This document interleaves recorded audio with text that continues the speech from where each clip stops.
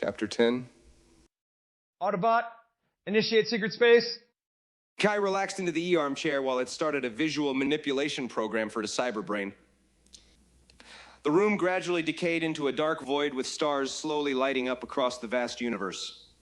9 square platforms appeared in the midst of it all with a chair in the center and a mirror floating perpendicularly. The seeming infinity floated and turned in the background. He walked down the hovering stairs and sat down in the white chair. Bright light shone from the man's eyes. He looked at the galaxies and black holes and connected them in a particular order to unlock and run the encryption code for his augmentation. He had coded the program for beatific solitude and potentially unbreachable security for his cyberbrain so that no information would ever be stolen. Okay, Ulrich, let's see who you are. A toxic, anxious smirk decorated Key's face. He opened the envelope and found inside it photographs and pages of text. He observed the photos first. The first photo he held in his hand, sitting in the lonely simulated universe, was one with Ulrich in his uniform absolving military university. Intelligence and Special Forces. He flipped through the pages and saw that he had been awarded top grades in every class and had written his master's in EMP. Amazed by such academic performance, Kai flipped through more pages seeking his anatomical parameters. 210 cm tall, 135 kg heavy, 95 muscle capacity, hyper sigma male, done a modification to the embryo, 99 cell modification of the young adult body, implanted artificial adrenaline stimulators, implanted dopamine and serotonin receptors and stimulators, blood, cell, cardiac, and biochemical live analyses. Brain augmentation unknown, classified by the military. He swallowed a jiggly knot in his neck. This guy is superhuman. With these kinds of augmentations and enhancements, he has extreme strength reflective of his inner status. He can probably slow down time by command, giving him an inevitable advantage in any physical encounter. As long as he doesn't play dumb, he probably can't be neutralized by poison or a biochemical infection. He is pretty much invincible. And I don't know his type of brain augmentation either.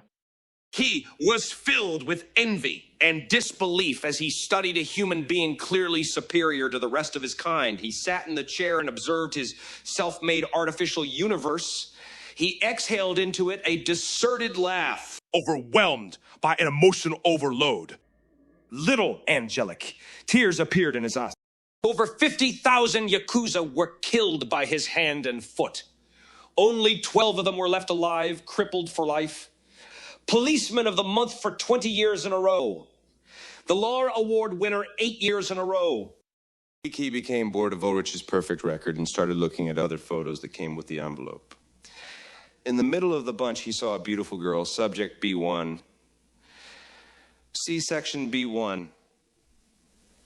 He went through the folder to find the mentioned section. Her said name, Ina.